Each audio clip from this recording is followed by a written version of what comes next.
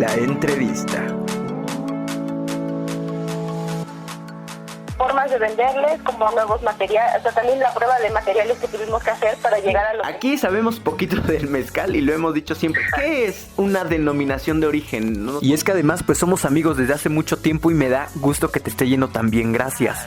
Y preocupados, bastante preocupados por el asunto. ¿Pero te has sentido amenazado por esta situación? ¿Cómo estás, mi estimado amigo? No, hombre, yo feliz de que nos tomes la llamada, compañero. Término en inglés que significa noticia falsa. Es una noticia que...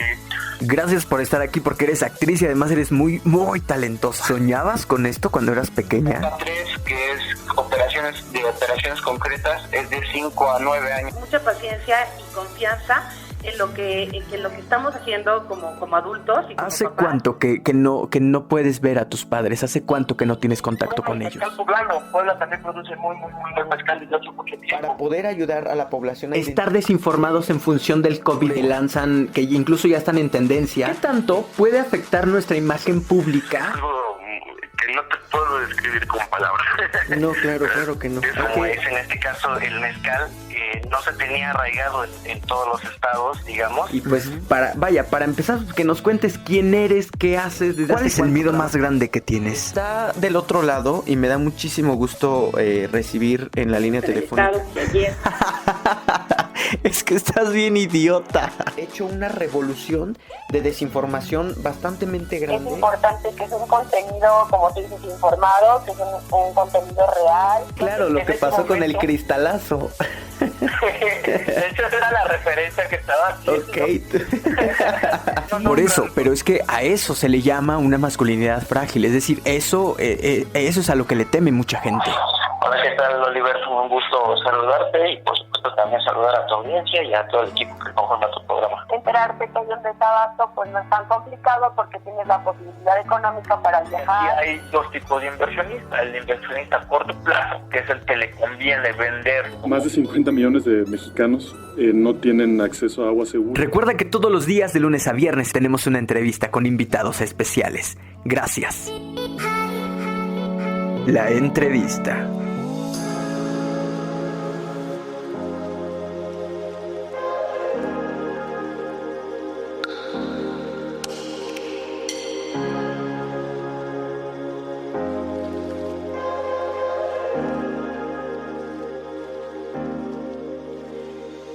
Quiero pedirles por favor, antes de que revisemos esta entrevista, que entren a nuestros perfiles digitales en Facebook, en Twitter y en Instagram, pero también pues que vayan a los perfiles digitales que tenemos en YouTube y en Spotify para que escuchen esta entrevista que estamos a punto de tener, pero también otras que ya tenemos disponibles para todos ustedes.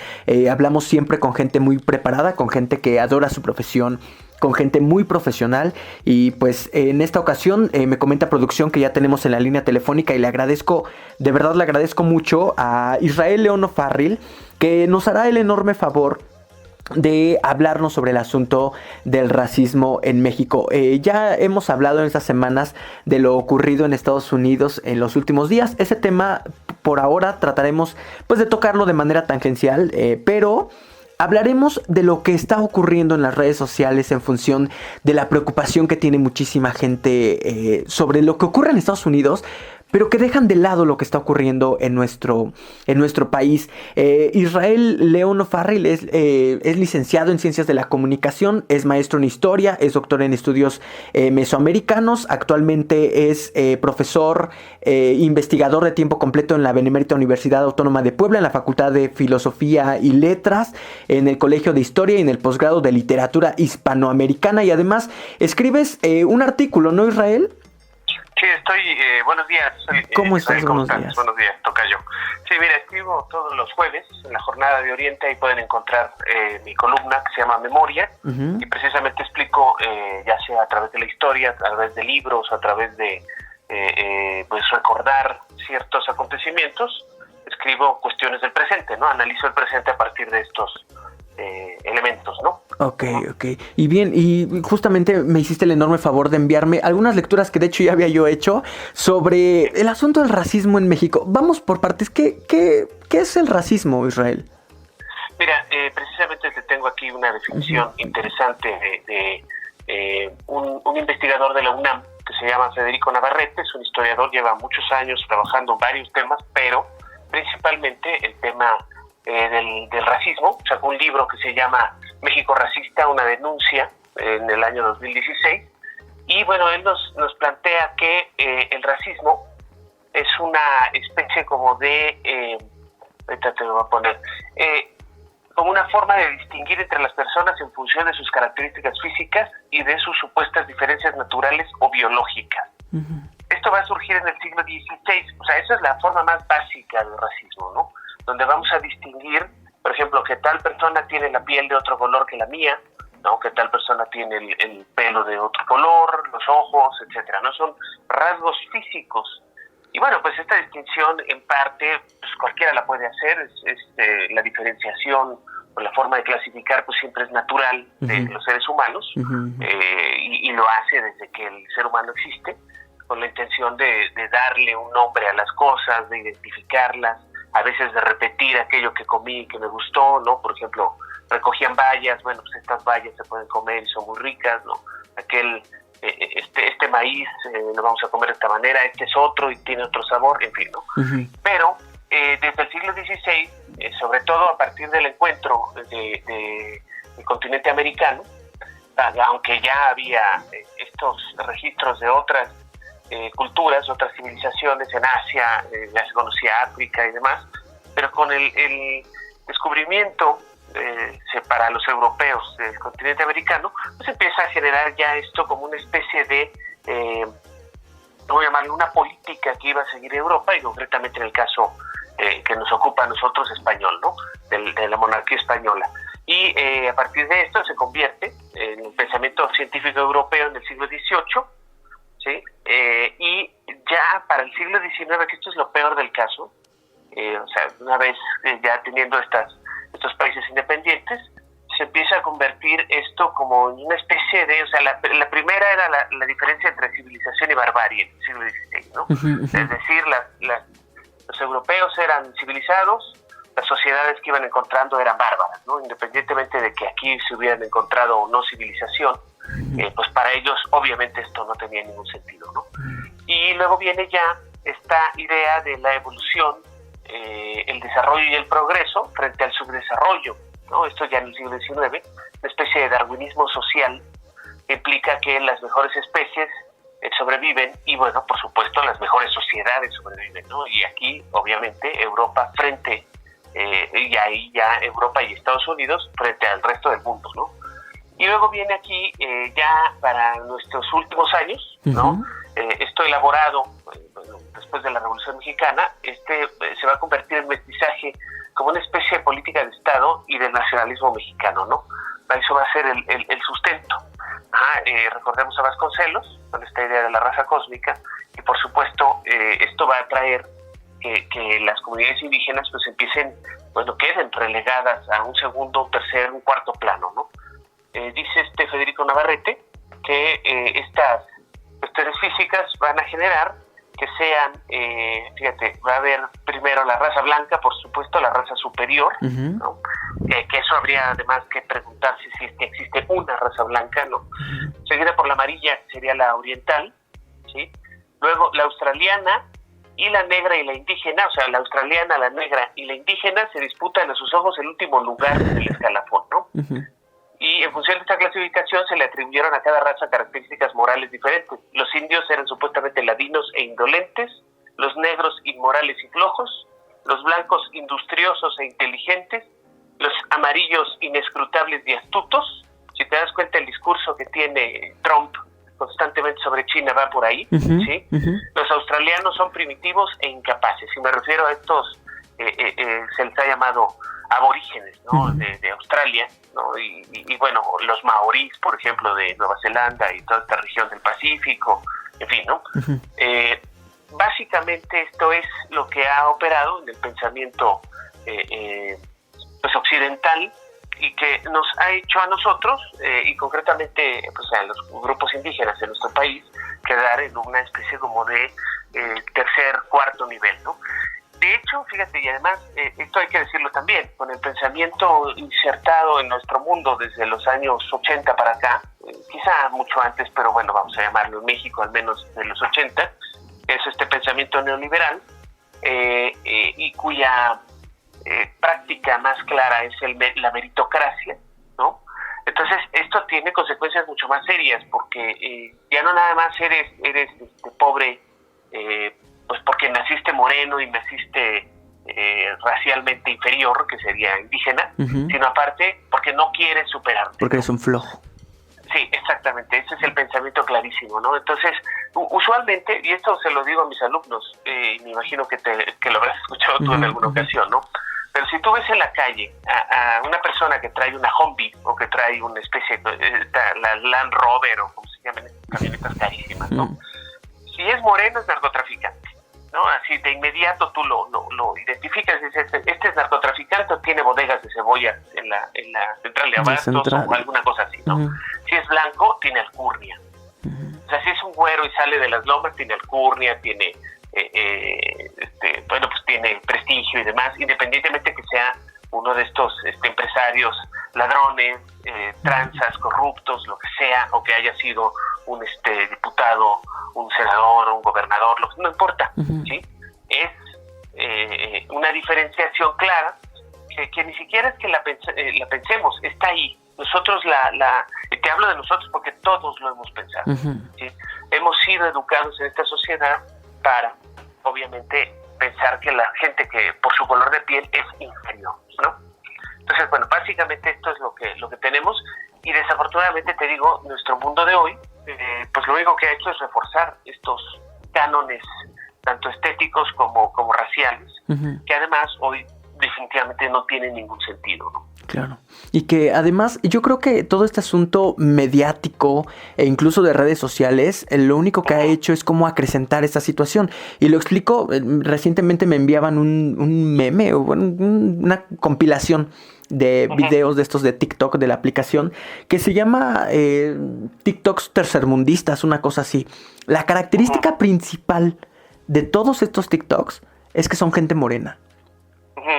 Y tienen una cantidad impresionante de me diviertes y de comentarios, comentarios feos, groseros, hirientes, clasistas, que se dedican solamente a hacer burla pues del color de piel, del lugar en donde vive la gente. Estaba leyendo, o sea, ahondé mucho en la historia de una chica que sube un TikTok y que de fondo se ve una construcción pues muy sencilla, de estas construcciones en obra negra que le llaman. Se viralizó porque la gente hizo trizas a la chica hablando de la situación en la que vive. A lo que yo iba, y que además lo platicaba contigo en la llamada previa a esta entrevista, es que ahorita la gente está muy preocupada por lo que está ocurriendo en Estados Unidos. Y está bien también. Digo, yo no estoy en contra de que expresen su enojo. Pero en México deberíamos estar viendo primero esta situación, ¿no? Ahorita está volviéndose, o está en tendencia el asunto de Giovanni, el chico al que asesinaron unos policías en Jalisco. Y no vemos haciendo esta misma cuestión de explosión mediática que se hizo con lo de Estados Unidos, ¿no? Sí, de hecho, mira, te tendría que decir, bueno, obviamente yo vi esta campaña, las pantallas negras que se colocaban tanto en Instagram como en Facebook, ¿no? Para protestar desde México del caso de este hombre, George Floyd, ¿no? Allá en Estados Unidos. Pero es que esto es muy natural, Israel. Fíjate que está esta situación, precisamente, qué bueno que mencionas el caso de este hombre Giovanni, que además lleva un mes el caso. Ni siquiera es que esto haya pasado recientemente, 2 días atrás, ¿no? Lleva un mes, pero a raíz de lo que pasó en Estados Unidos, entonces alguien subió el video y entonces esto se convierte en un escándalo, ¿no? Y la gente reacciona y se mueve, etcétera, ¿no? Pero no sé si recuerdas tú el caso de una chica de la UPAEP que fue asesinada hace unos años, en 2017 me parece, Mara Castillo, y que hubo manifestaciones y demás. Sin embargo, si tú analizas las notas alrededor de este acontecimiento en ese mismo año, bueno, los feminicidios en Puebla estaban al por mayor, y aparecían notas por ahí, una mujer en una milpa había sido dejada asesinada, por ejemplo en Tepeaca, por decirte algo, ¿no? Pero como no era una chica que provenía de una universidad privada, como no era una chica blanca, de tez clara, pues a nadie le importa, ¿sí?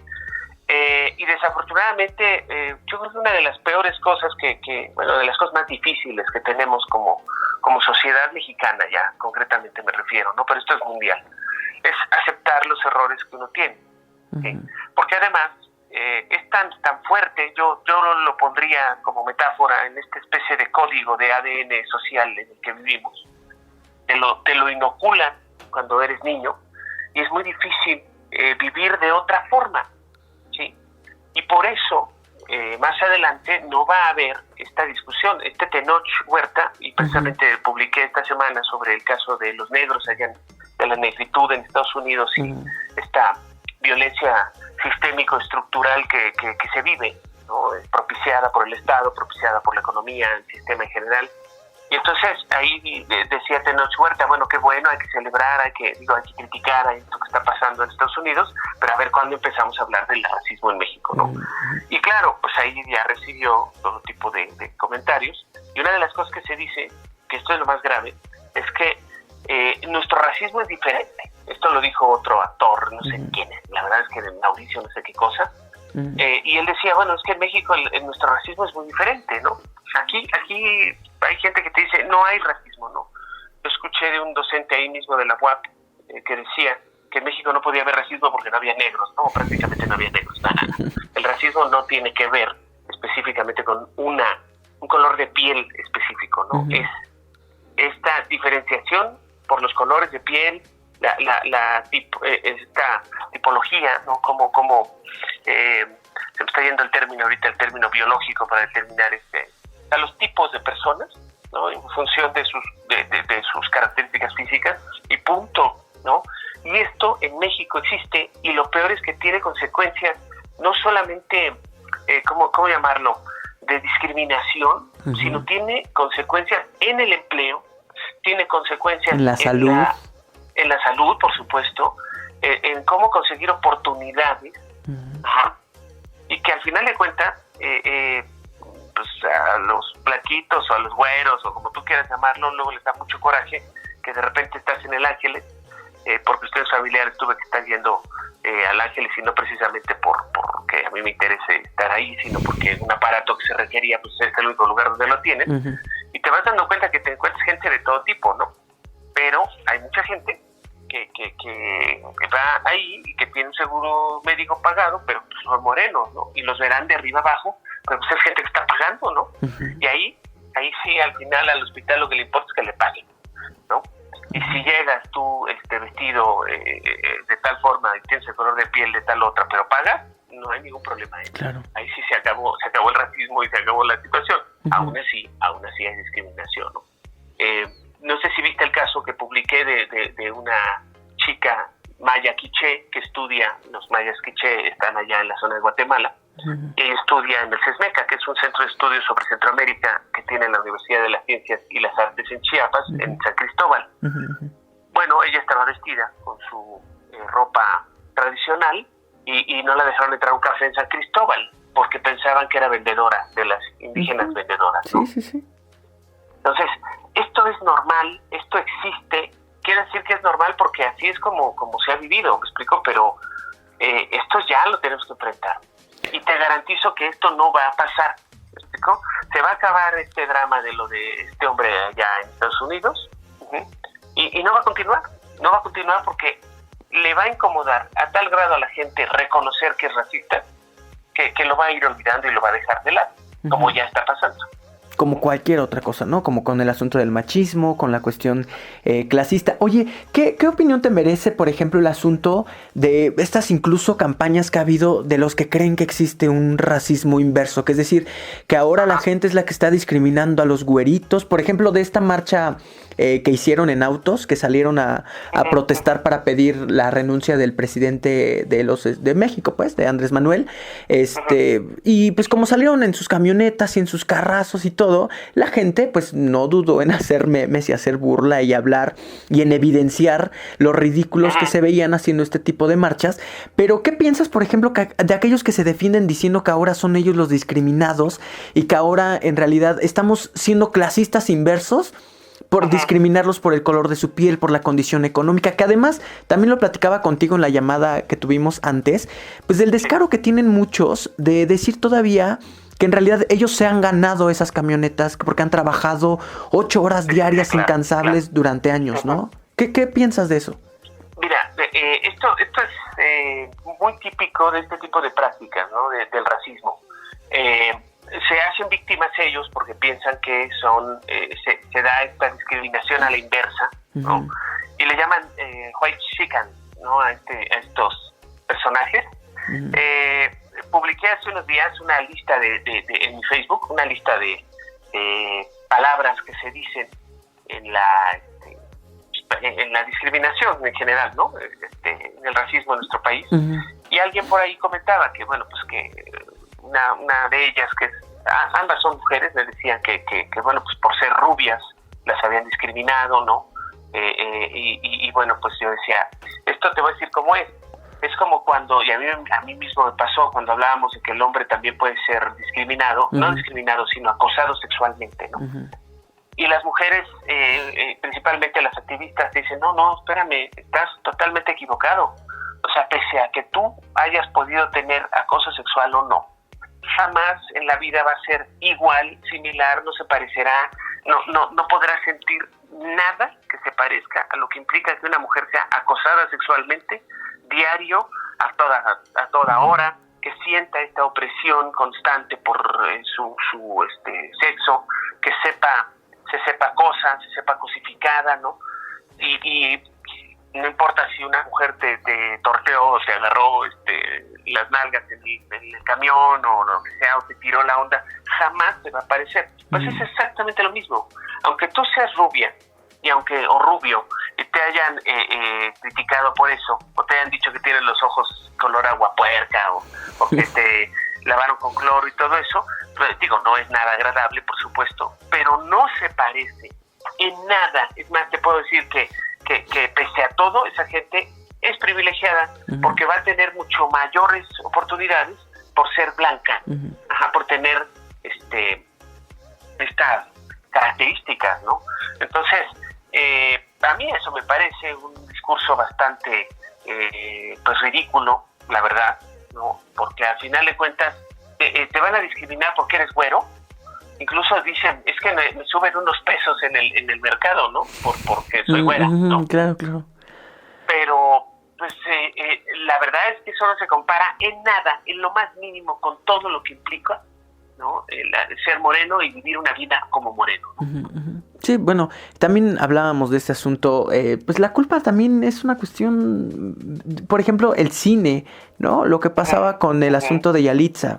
Me acuerdo que no solamente en el artículo que me enviaste lo leí, sino que recuerdo en alguna de las charlas que tuvimos en clases, nos decías, es que, por ejemplo, la India María, ¿no? Este estereotipo que apareció durante muchísimos años en el cine mexicano, donde pintaban a una mujer torpe, que todo le salía mal, que era tonta, y que mucha gente se quedó pensando que esas son las indígenas de México, pues, ¿no? Y entendiendo además, pues, que las indígenas, o las y los indígenas, pues hoy están o sea, son médicos, son profesoras, muchas están en asuntos de estos legislativos, pues son diputadas de sus regiones, son presidentas municipales. Entonces, ¿qué no estamos entendiendo de este tema, Israel? Mira, el asunto es en el caso que me estás platicando, el cine, la televisión, ¿no? Precisamente escribí un artículo académico que está por publicarse, o está ahorita en dictamen y demás, donde hablo de una película, y en la etapa de oro del cine nacional, ¿no? Entre los años 40 y los 60, vas a encontrar un chorro de películas donde se trabaja lo indígena, ¿no? Pero sin indígenas. Obviamente son personajes que están interpretando a indígenas, como esta Dolores del Río en María Candelaria, y este hombre, Pedro Armendáriz, ¿no? También interpretando indígena cuando ni eran indígenas ni parecían indígenas, ¿no? Es una especie de aprovechamiento del indígena para el discurso nacionalista, pero sin que realmente tengas que pasar a lo indígena, ¿no? Lo indígena es sinónimo de corriente, vulgar, ignorante, pobre o subdesarrollado. Obviamente esta visión de lo indígena, esta caricaturización de lo indígena, como dices, de la India María, que es muy anterior, está Régulo y Magdaleno en películas de la época época de oro que te estoy hablando, obviamente la India María, ¿no? Está en el Club del Hogar, que era un programa que se transmitió del 51 al 84, ahí estaba también Magdaleno, está Maclovio de Luis de Alba, Charmichón con Eduardo Manzano y Enrique Cuenca, ¿no? Los polivoces. Estaba también, ahora está el Indio O'Brien, de Hugo Alcántara, y la India Yuridia, de Perla Yuridia Ruiz Castro, ¿no? Y aquí de lo que se trata es de plantear un estereotipo, que eso es lo más sencillo, ¿no? Para hacernos reír, si te das cuenta, va por ahí. Es lo mismo decir que la rubia es tonta, ¿no? Principalmente, esto es lo más interesante, ponerlos a hablar mal, ¿no? El español. Pero es lo que les he dicho siempre, ¿no? No es su lengua, no es su primera lengua, no es su lengua madre el español. Entonces ya los quiero ver a todos ustedes cómo hablan el alemán o hablan el inglés perfectamente bien, ¿no? Por supuesto que hay un acento, ¿no? Y por supuesto que vas a tener una incorrección en el lenguaje, o sea, una serie de problemas ortográficos en el lenguaje, precisamente porque no es tu lengua, ¿no? Sí, además, bueno, habría que preguntarte qué también hablan el español, ¿no? Entonces, estas son las exageraciones que desde la comedia se ha pensado que era permisible, pero al final lo que ha hecho es reforzar o normalizar el estereotipo que tenemos sobre las comunidades indígenas, ¿no? Entonces sí, efectivamente es muy poderosa la andanada, vamos a verlo así, o sea, desde tu casa te están diciendo que ser moreno es malo, que mejora la raza, a ver si te casas con un güero o con una güera, etcétera, ¿no? Pero luego lo estás viendo en la televisión y luego lo estás viendo también en las revistas del espectáculo, ¿no? O sea, las chicas tienen que ser rubias, de tez clara, pero si son morenas, tienen que ser morenas de fuego, tiene que haber algo que justifique, tiene que ser bonita, ¿no? Tiene que ser escultural, tiene que tener un cuerpazo, ¿no? Si es como Yalitza Aparicio, que además es para mí ha sido muy divertido todo lo que... divertido y no, por supuesto que es bastante nefasto lo que sucede. Hace poco ves que le dieron un espacio ahí en el New York Times, me parece, y el comentario de esta mujer que decía que, ¿de qué va a hablar, no? De las pesadillas con Huitlacoche o de cómo portar bien casi el delantal y cosas por el estilo, ¿no? Que decían que cómo era posible que la nominaran por haberse interpretado ella misma, ¿no?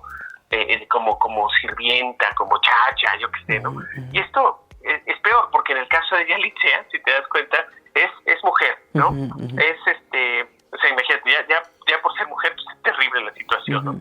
Es indígena, es pobre, ¿no? Obviamente es indígena y no tiene este estereotipo de belleza que sí vas a ver en las películas de repente de Disney con Pocahontas, por ejemplo, o ahorita no me acuerdo qué otro personaje que es así, indígena pero bonita, ¿no? O sea, ese es el tema. Entonces, pobrecita, pues le fue como en feria a Yalitza Aparicio. Obviamente fue muy criticada esa nominación, decían que no actuaba bien. A mí me parece que lo hizo estupendamente bien. Yo no tengo idea si debe estar en los Óscares o no, eso es otra cosa muy diferente, ¿no? Pero ciertamente no debía es como enfrentarnos a nuestro propio racismo, ¿no? Y que aflora así, salió con Roma, ¿no? Pero terriblemente mal, ¿no? Sí. De hecho, apenas también salió una nota donde ella decía, pues que le avergüenza, ¿no? Decía, me avergüenza como el lenguaje que utilizan para criticarme en mi país, ¿no? Sí, de hecho, bueno, pues a nosotros nos tendría que avergonzar, todo lo que decimos. Vi una publicación ahí en el Facebook que decía que decir naco no estaba mal, no es discriminatorio, porque naco, ¿sí? Puede ser una persona que tiene mucho dinero o que puede ser blanco. No. Dejen de estarle dando vueltas a las cosas. Naco está relacionado, ¿sí? Con marginación, con color de piel, ¿sí? Y ya está. O sea, en general, un naco, pues definitivamente no va a estar en las lomas. O al menos no en el estereotipo, es lo que quiero decir, ¿no? Entonces, dejemos de darle vuelta. Todo esto es discriminación, todo esto es claramente racismo, tal cual, ¿sí? Por color de piel. También está el clasismo, que eso es terrible, pero eso es por la cuestión económica, ¿no? Pero usualmente van de la mano, ¿no? Si te das cuenta, ¿no? Pues es un tema muy largo, ojalá que tengamos la posibilidad de abordarlo en otra próxima ocasión. A mí a veces me desespera que nada más nos dan media hora para las charlas, pero te leemos con mucha frecuencia, particularmente yo te leo con mucha frecuencia. Trataremos aquí cada vez que tengamos la posibilidad pues de hablarte, si nos haces el favor, para que pues hablemos de los temas que tengamos que hablar. En esta ocasión es el asunto del racismo, pero hay otros tantos temas, ¿no? Que es importante que la gente vaya familiarizándose con ellos y que vayan probablemente entendiendo. Digo, vamos a darles como esta especie de beneficio de la duda y que no sepan de verdad en qué cuestiones están siendo racistas. Entonces vamos a darles el beneficio de la duda, pero que se vayan dando cuenta de que cuando lo hagan, pues traten de cambiar esas prácticas que durante muchos años pues han caracterizado a nuestro país, ¿no? Pues sí, ojalá pueda hacer eso que dices y que la gente entienda en qué nivel están, ¿no? Todos somos racistas, en algún momento lo hemos sido. Aquí no se trata de otra cosa más que de reconocerlo, de entender nuestras acciones y nuestras palabras y demás, todo lo que hacemos que es racista, que es misógino, que es discriminador en todos los sentidos, ¿no? Precisamente yo espero para la próxima semana escribir un artículo sobre este racismo mexicano. Entonces, bueno, ahí espero que sea de utilidad, ¿no? Bien, pues lo hacemos y ya, ojalá que cuando pase esta pandemia te des una vuelta acá por la cabina y acá platicamos bien. Pues me dará muchísimo gusto si me invitas. Va que va, pues te agradezco bastante, un saludo, cuídate. Muchas gracias, un saludo a todos ustedes y a tu auditorio. Muchas gracias, bye. Pues ahí lo tienen, él es el Israel León O'Farrill, nos ha ayudado con el asunto del racismo en nuestro país, hablando de esta situación que surge en los Estados Unidos, pero pues de qué está pasando en nuestro país. Recuerden que él pues tiene un doctorado en estudios mesoamericanos, actualmente es profesor investigador de tiempo completo en la Benemérita Universidad Autónoma de Puebla, trabaja directamente en la Facultad de Filosofía y Letras, en el Colegio de Historia y en el posgrado de Literatura Hispanoamericana. Además entrega pues una columna, pero bueno, ya tendremos la posibilidad de ir compartiendo el material que él tiene. Les agradezco bastante que nos hayan escuchado. Nosotros ya nos vamos, yo me despido de todos ustedes, pues no sin antes pedirles que vayan corriendo a nuestras redes sociales. Estamos en Facebook, en Twitter y en Instagram como Israel Oliver, pero también que entren a YouTube y Spotify y que nos busquen con el mismo nombre para que escuchen esta entrevista como la que acabamos de tener con Israel, pero otras tantas que tenemos con otros grandes profesionistas y con grandes profesionales. Yo me despido, por ahora se quedan ustedes con mi compañera Renata y su espacio informativo, además en la compañía de las y los colaboradores de esta fascinante casa de comunicación. Recuerden que pues todos los días trabajamos con mucho cariño para ustedes. Agradezco como siempre la atención y la compañía prestadas el día de hoy. Nos escuchamos el día lunes en punto de la hora para continuar viajando con la información siempre. Ustedes ya lo saben, yo soy Israel Oliver. Por favor, cuide de usted y de los suyos y sean felices. Nos escuchamos. Hasta pronto. Gracias. Muchas gracias.